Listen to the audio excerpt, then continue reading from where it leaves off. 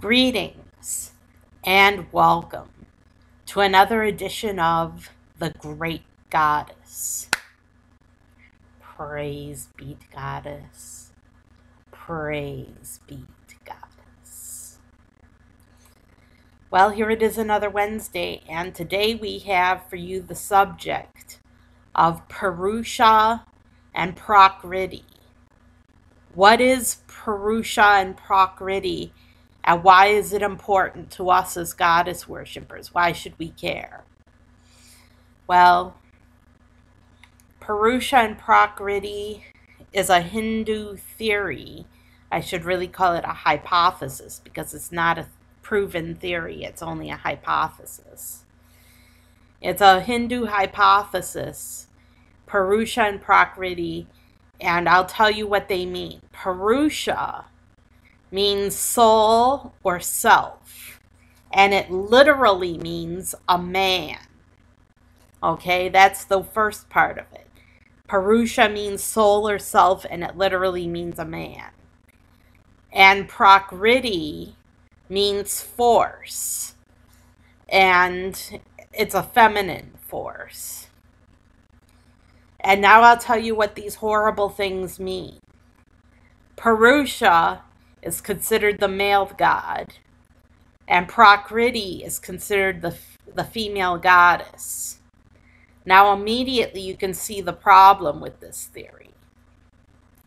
The theory is that goddess is the force behind the male god, that the male god has force, and that his force is the goddess.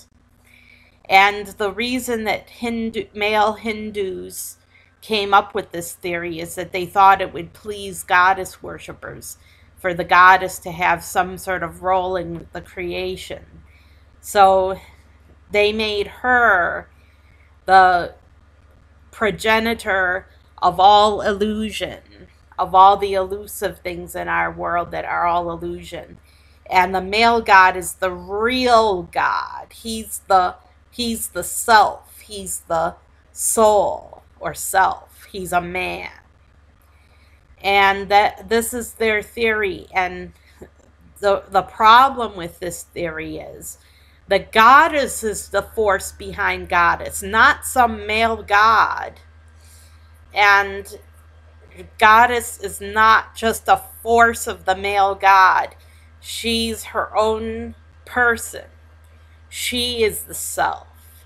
She is the soul, not the man, not the male god. So this is the problem with Purusha and Prakriti. And Purusha and Prakriti is a Hindu theory. It's a Hindu theory that the goddess is the force behind the self or the male god, that's the self or the soul, and that she's just a force, like a force of nature, like Mother Nature. But we know this is not true. We know that the goddess is the self, goddess is the soul, not the male god.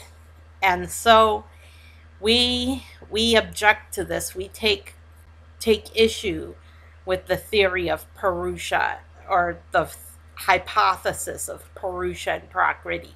We take exception to this, and we object to this strenuously as goddess worshippers, because we know that the goddess has a self, that she possesses selfhood, that she's a soul, that she's a living soul.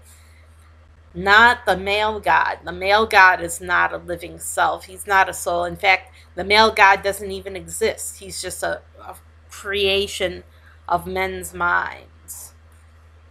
And so we know that the goddess is the soul, goddess is the self, and goddess is the force behind goddess, not some male god. That he isn't the true self, while the goddess is just a force of nature that creates chaos. We know that the goddess is the force behind nature, and the goddess is the self, and the goddess is the soul, not man.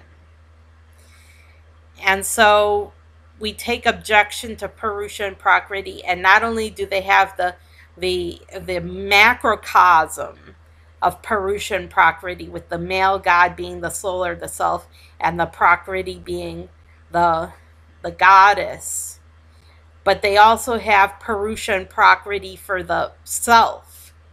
So they take it to the human level, that every human self is a male soul, and that the Prakriti is the feminine force behind the soul.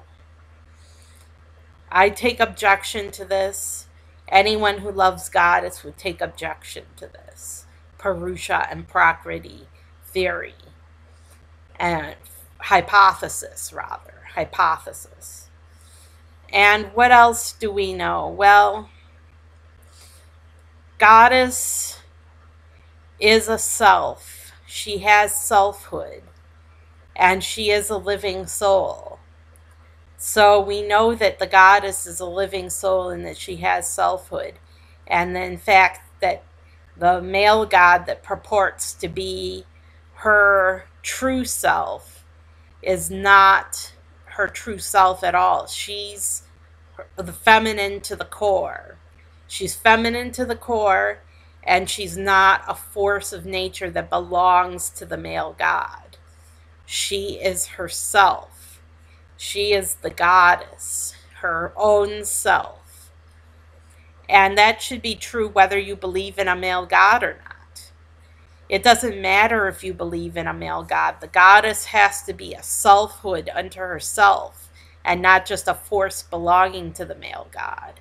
She's got to be her own self. She's got to be true to herself and be her own self, no matter whether you believe in a male god or not.